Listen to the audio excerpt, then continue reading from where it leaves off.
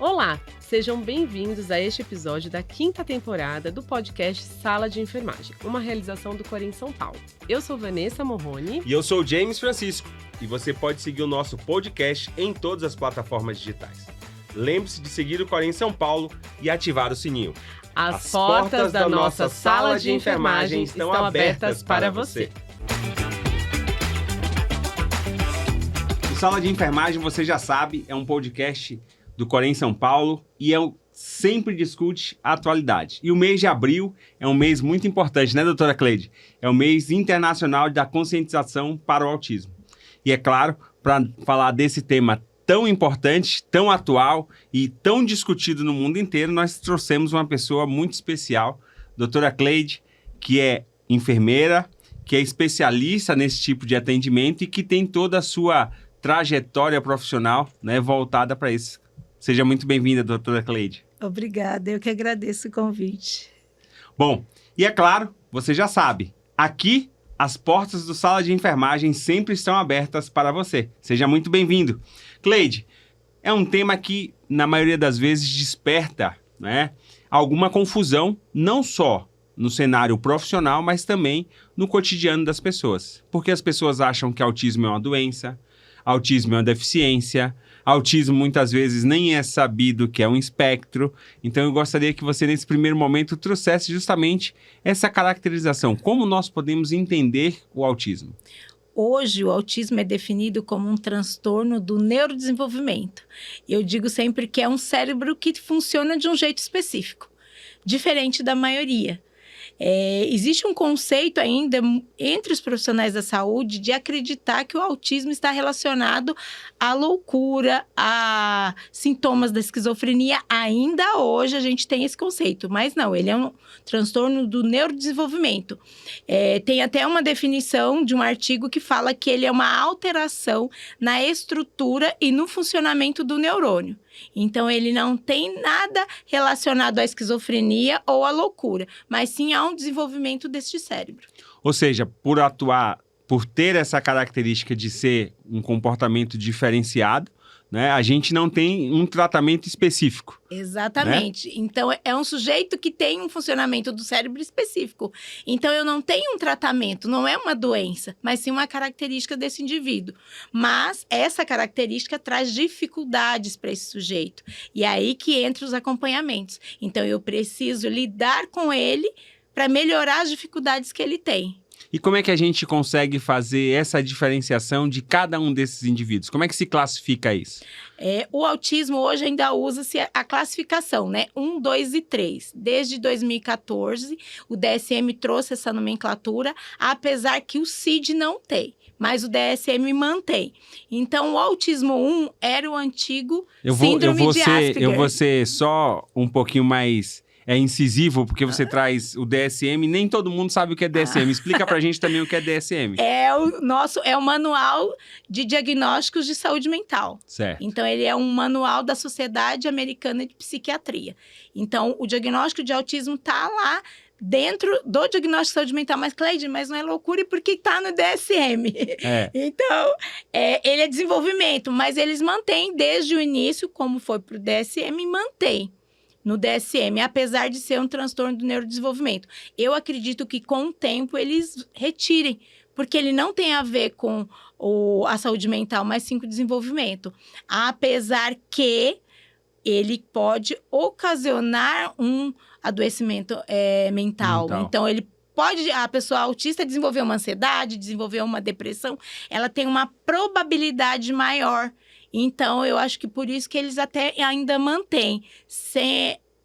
E tem também que o autista, ele pode ter epilepsia. É muito comum a epilepsia.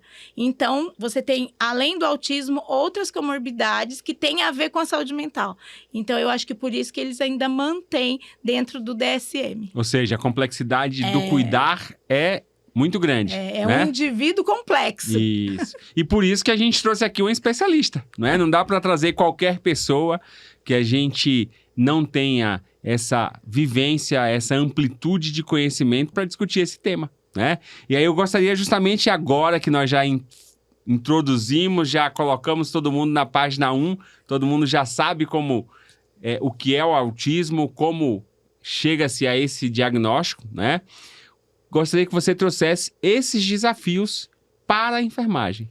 Como é para o profissional de enfermagem lidar com essa situação de fazer o diagnóstico, de entender esse paciente? Quais são esses desafios vivenciados no seu dia a dia? O enfermeiro, ele não se via nessa atuação com o autismo. Muitos relacionando, eu não sou psiquiatra, ou eu não sou psicólogo, então esse paciente eu encaminho. Mas não, eu falo que antes de ser um diagnóstico, ele é pessoa. E eu sou profissional de saúde, então Sim. eu viso a saúde daquele indivíduo. Mas o autismo, as dificuldades que o autismo traz, né, os comprometimentos que ele tem, afeta esse indivíduo num todo. Então, um indivíduo que não se comunica, como ele vai chegar no pronto-socorro e comunicar o que ele está sentindo? Isso é minha área, hein? Pronto-socorro é minha área. Como que ele fala onde é a dor dele se tem autistas que não falam? Então, o autista que não fala, como que ele vai verbalizar o que está acontecendo no corpo dele? Então, olha como é complexo. Ele vai precisar de alguém para comunicar. E alguém vai ter que deduzir o que ele está sentindo, porque ele não tem essa capacidade. Alguns, né, não têm essa capacidade de verbalizar o que ele está sentindo. E aí torna o atendimento muito mais difícil. Então, eu preciso me comunicar com esse sujeito. Eu acho que o maior desafio é a comunicação. E essa tem uma relação direta, né, com as características dos serviços de saúde. Muitos serviços de saúde, a primeira coisa quando você tem um paciente dando entrada num serviço de emergência é tirar o acompanhante. Né?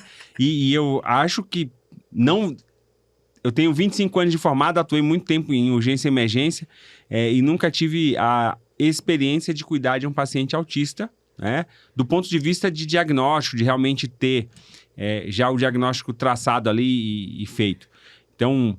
É claro, cuidei de pacientes que tinham dificuldade de comunicação, não sei te dizer se realmente era um quadro de autismo, não era por outras complicações clínicas, mas isso realmente é uma coisa que acontece no dia a dia. Quando essa pessoa entra na emergência, a primeira coisa que nós fazemos é afastar, né, esses acompanhantes. E hoje, nesse processo, principalmente na política de humanização, a gente tem que as instituições precisam repensar esse processo de cuidar e permitir, né, a presença desse acompanhante em situações como essa. Eu vejo que é muito mais importante, não é isso? Até mesmo um autista nível 1 de suporte, que tem condições de falar o que sente, que tem uma verbalização, ele às vezes precisa de alguém por segurança, pelo ambiente ser um ambiente diferente, por ele estar numa situação fragilizada, porque quando vai para um hospital, para um serviço, você está fragilizado. Sim. Então, essa fragilização, junto com a sua dificuldade de permanecer naquele ambiente, às vezes até de explicar para o outro o que você está sentindo, eu vivencio isso no meu dia a dia. Então, às vezes eu estou falando com o paciente, até ontem eu atendendo um adolescente, ele perguntava para a mãe funcionava como tradutora, eu perguntava para ele e a mãe explicava de um jeito que ele entendia. Ela era a tecla SAP da conversa.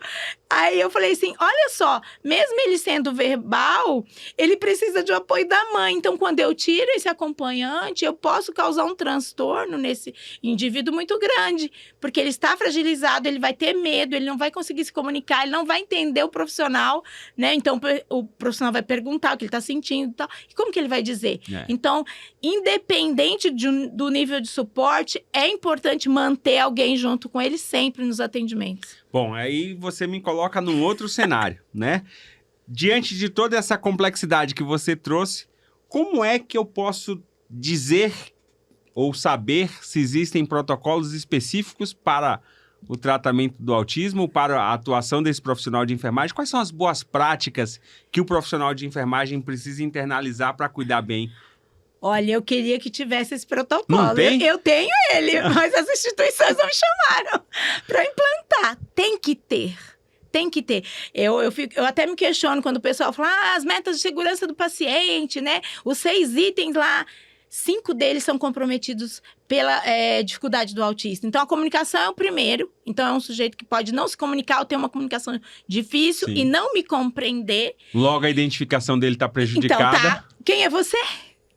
como eu vou confirmar quem é ele? Né? Se ele não consegue verbalizar quem é ele. Exato. Quem é ele sujeito? Muitas vezes ele também não sabe.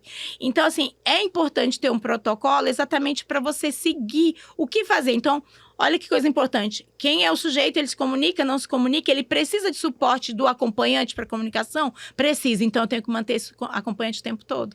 Então, é importante ter o acompanhante, que é ele que vai te falar, que vai te dar a direção das dificuldades do indivíduo. E se ele é verbal, perguntar para ele. Uma coisa que é muito comum, o ambiente hospitalar, ele é cheio de estímulos. E faz parte das dificuldades da pessoa autista. Esses estímulos são estressores? Sensoriais, sim. São estressores para ele. Porque o autista pode ser hipersensível aos estímulos sensoriais. Então, nós temos o quê? Luz, barulho, cheiro, alarme. Então, tudo isso ao mesmo tempo dentro de um serviço hospitalar. Então, tem que ter um protocolo e tem que ter também uma sensibilidade, né, do profissional. Opa, ele é autista, já levo ele para uma salinha mais reservada, num canto, mantenho o acompanhante. Eu acho que é o básico, Sim. né? Tentar direcionar esse atendimento para um lugar mais afastado dali do tumulto, né? E nós, enfermeiros, que fazemos ali a triagem inicial. Então, é importante o enfermeiro ter esse conhecimento e essa percepção. Primeiro, opa, vou levar ele para um ambiente mais isolado, sem muito barulho, sem muitas pessoas e com o acompanhante dele. Aí eu vou aproveitar desse ponto que você trouxe, da identificação rápida e levar para a individualização do cuidado, e vou trazer uma pergunta para você que a gente vê muito frequente, né? E as pessoas, às vezes, não entendem.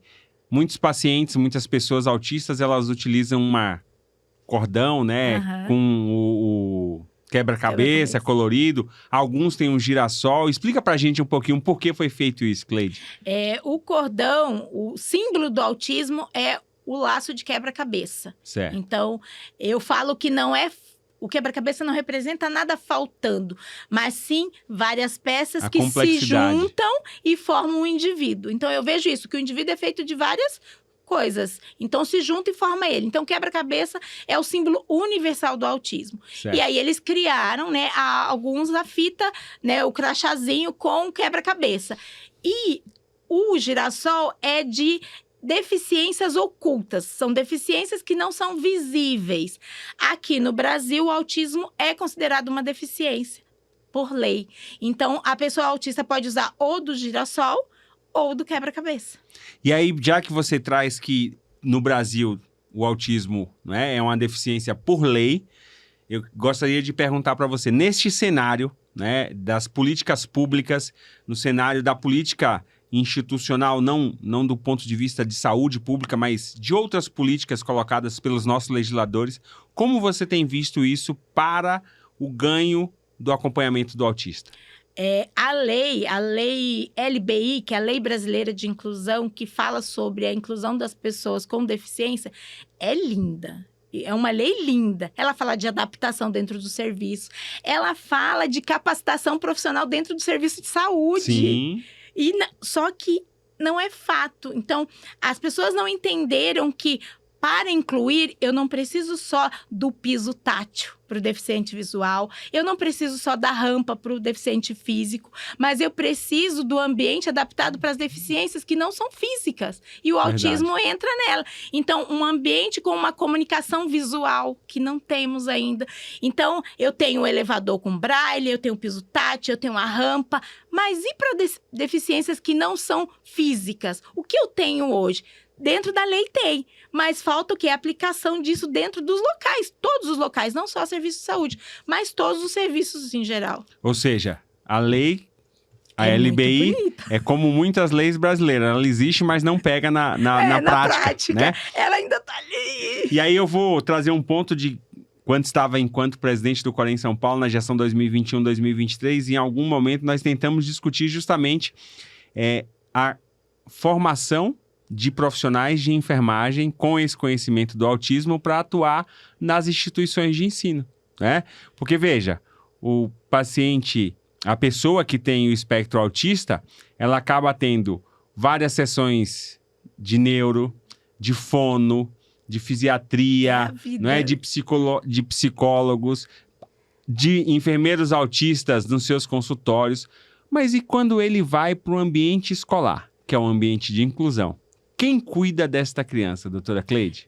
Hoje, aqui em São Paulo, eu não sei fora, mas aqui em São Paulo são cuidadores. E esses cuidadores, eles não sei se eles são preparados, né, para cuidar. E eu falo que cuidado é da enfermagem. Então, a enfermagem que deveria cuidar desses indivíduos. Por quê? Porque o autismo afeta a saúde dele. Sim. E a saúde é em qualquer ambiente. A saúde não é restrita a um hospital, a uma UBS. A saúde é dentro da escola também. Porque nós não vamos na escola fazer vacinação. Exato. Não vamos dar treinamento para os profissionais da escola sobre saúde. Então, o autismo faz parte. E o autismo hoje, dentro da escola, as pessoas sentem dificuldade, né, de como manejar, como lidar. O que eu faço quando aquele indivíduo entra em crise, né? Então, o que a mãe dá a medicação controlada certinha, mas ele vai para a escola. Será que realmente ele recebeu a medicação? E se a medicação não foi dada em casa,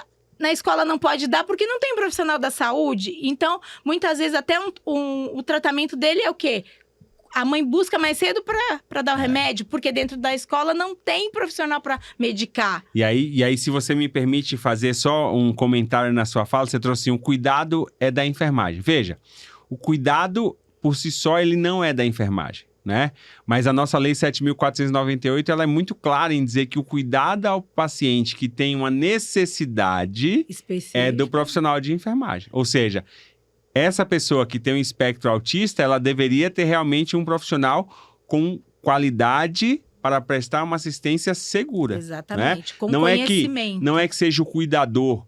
Não é que o cuidador não tenha essa capacidade. Ele pode até ter, se ele for formado e realmente tiver esses cuidados, né? Porque o mesmo medicamento que é dado pela mãe da criança, ela também pode ser dado por um cuidador.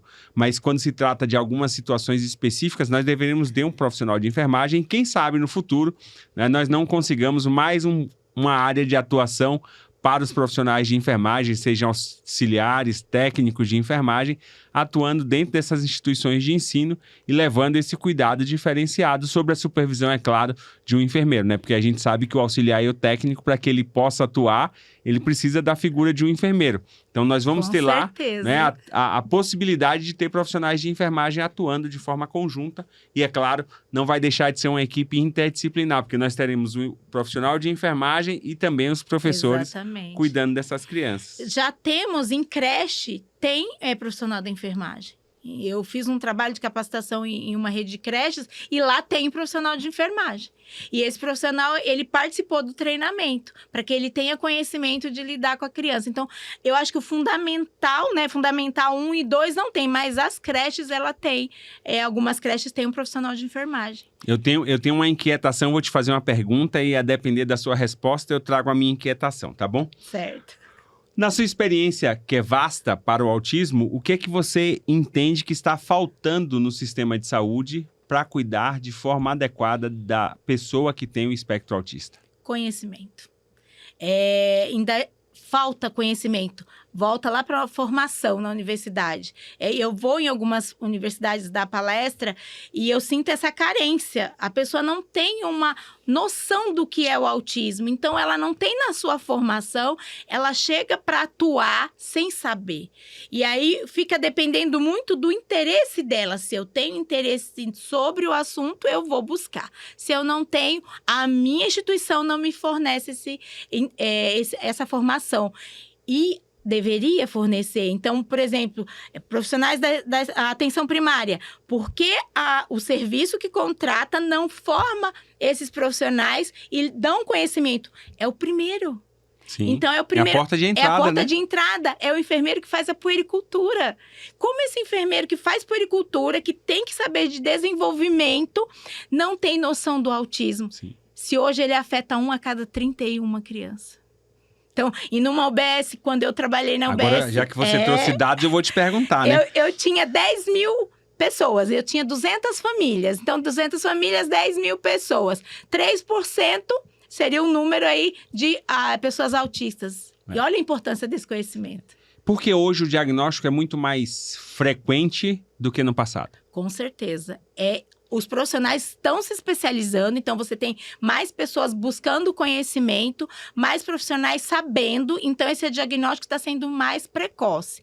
Então, ampliando mais o diagnóstico. É da mesma forma dos adultos. Antes não se viam adultos, a não ser os mais comprometidos. Eu falo, as pessoas, mas onde eles estavam, né? Agora apareceu um monte. Eu falei, não, existem 3 níveis de autismo. O 1 era aquele sujeito que foi na vida, empurrando com dificuldade, mas foi. E hoje a gente vê muitos adultos tendo o diagnóstico tardio de autismo, né? O número 2 é aquele sujeito que ficou em casa, que todo mundo achava ele esquisito, e que não conseguiu trabalhar, não conseguiu formar família, ficou ali com os pais. E o 3 estavam nos hospitais psiquiátricos. Então, eles sempre existiram. Só que eles foram. Hoje, essas pessoas que foram, né, que estão buscando o diagnóstico, passaram uma vida de sofrimento. Então, com muita dificuldade na escola, muita dificuldade no mercado de trabalho, e começam a se enxergar dentro daquela dificuldade e relacionando ao autismo. Opa, será que eu não sou? Porque começa o que? A informação. Então, o acesso à informação, eu falo que a tecnologia, o celular, trouxe a informação de forma rápida e fez com que pessoas que antes não sabiam o que elas tinham, pensar na possibilidade de. Verdade. Agora, vou trazer minha inquietação, tá bom? Nós falamos de autismo, temos um sistema único de saúde extremamente amplo, onde a equidade, né, é um dos princípios que nós aplicamos, a universalidade, fazendo com que todos possam ter ali a possibilidade de ser cuidados, mas do outro lado nós temos uma saúde suplementar, né? E aí, quando você fala de saúde suplementar, hoje muitos casos de autismo são judicializados para que essa criança ou adulto possa ter a possibilidade ali de receber todas as suas terapias. E as pessoas acabam conseguindo, né, por via judicial. Mas, na maioria das vezes, a gente percebe que a nossa categoria, profissional de enfermagem, principalmente o enfermeiro, acaba sendo deixado de lado. Ou seja, eu não tenho a possibilidade de ter horas de enfermagem sendo colocadas naquele cuidado. Essa pessoa, ela não recebe o cuidado especializado que nós sabemos que tem, porque, veja, todos os outros passam, fazem como no ambiente hospitalar. Fazem um diagnóstico, fazem a conduta, mas ele não fica ali o tempo inteiro. Quem fica, na maioria das vezes, é um profissional de enfermagem. E aí eu te pergunto, como mudar esta realidade? Olha, isso me entristece profundamente. Aqui em São Paulo, a gente teve a inauguração no dia 2 de abril, o Centro TEA, o primeiro da cidade de São Paulo. E não tem um enfermeiro. Como não tem um enfermeiro? Eu fiquei indignada. Mas o enfermeiro é cuidado.